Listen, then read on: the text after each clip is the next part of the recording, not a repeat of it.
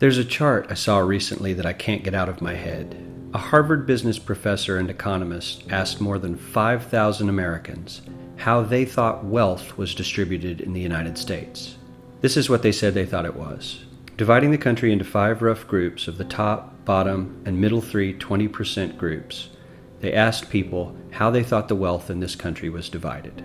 Then he asked them what they thought was the ideal distribution, and 92%, that's at least 9 out of 10 of them, said it should be more like this.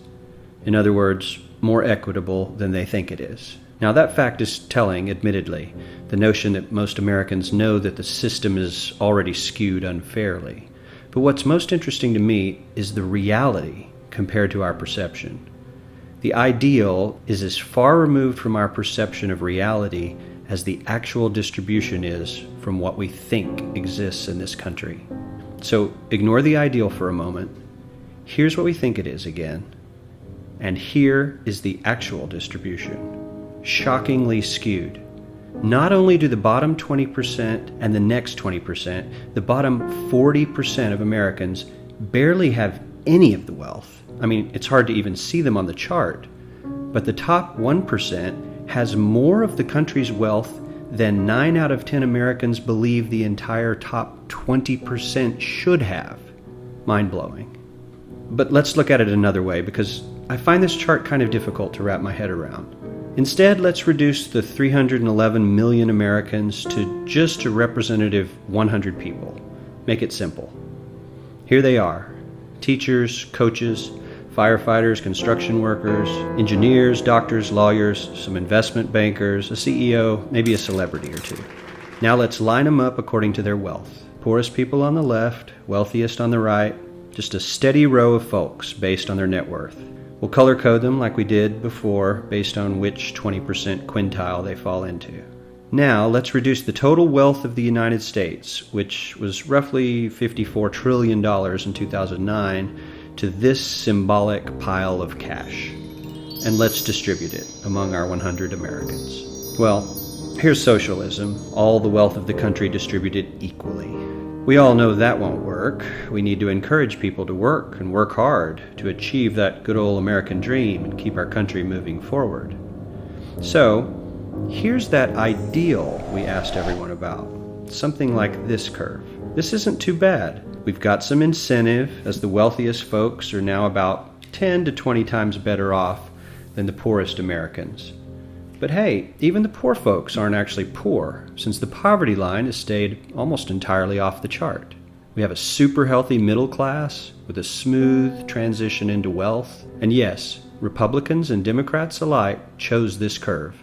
9 out of 10 people, 92%, said this was a nice, ideal distribution of America's wealth. But let's move on. This is what people think America's wealth distribution actually looks like. Not as equitable, clearly, but for me, even this still looks pretty great. Yes, the poorest 20 to 30% are starting to suffer quite a lot compared to the ideal, and the middle class is certainly struggling more than they were, while the rich and wealthy are making roughly 100 times that of the poorest Americans and about 10 times that of the still healthy middle class. Sadly, this isn't even close to the reality. Here is the actual distribution of wealth in America. The poorest Americans don't even register. They're down to pocket change, and the middle class is barely distinguishable from the poor. In fact, even the rich between the top 10 and 20 percentile are worse off. Only the top 10% are better off. And how much better off? So much better off that the top 2 to 5% are actually off the chart at this scale. And the top 1%, this guy, well, his stack of money stretches 10 times higher than we can show. Here's his stack of cash, restacked, all by itself. This is the top 1% we've been hearing so much about.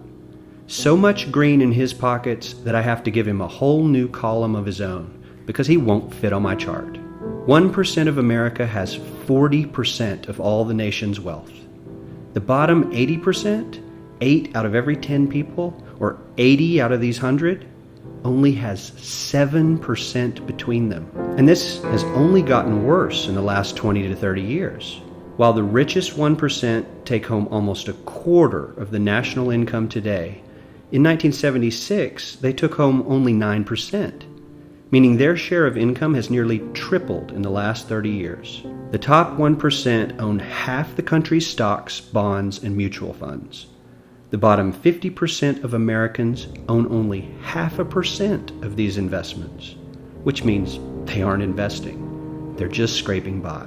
I'm sure many of these wealthy people have worked very hard for their money, but do you really believe that the CEO is working 380 times harder than his average employee? Not his lowest paid employee, not the janitor, but the average earner in his company. The average worker needs to work more than a month to earn what the CEO makes in 1 hour.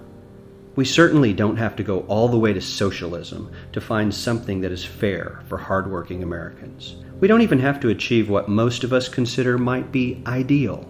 All we need to do is wake up and realize that the reality in this country is not at all what we think it is.